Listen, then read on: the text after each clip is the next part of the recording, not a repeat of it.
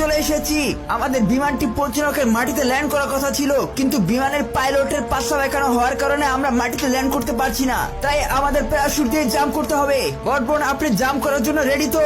হ্যাঁ হ্যাঁ, চলুন চলুন। যাক, জাম্পটা খুব ভালো ছিল। যেটুকু জল আছে তা অধিকাংশ ক্ষেত্রেই আপনার নাগালের বাইরে, অনেক গভীরে।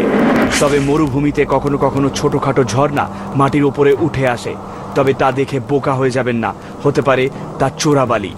শোনা যায় এই চোরাবালি আস্ত মানুষ কিংবা গাড়িও গিলে ফেলতে পারে। এখন আমি আপনাদের দেখাবো কি করে এর থেকে বেঁচে বেরিয়ে আসবেন। চোরাবালির সবচেয়ে বাজে ব্যাপার হলো, যত বেশি আপনি হাত পা ছুড়বেন তত তলিয়ে যাবেন। আর আপনি হঠাৎ করে খেয়াল করবেন যে ওপর থেকে দেখে বালি মনে হলেও আসলে এতে রয়েছে এই ধরনের কাদা আর জল। যতবার পা তুলে বেরোতে চেষ্টা করবেন আরো বেশি করে যেন ভেতর দিকে টেনে নেয়। এই জন্যেই এগুলো এত বিপজ্জনক।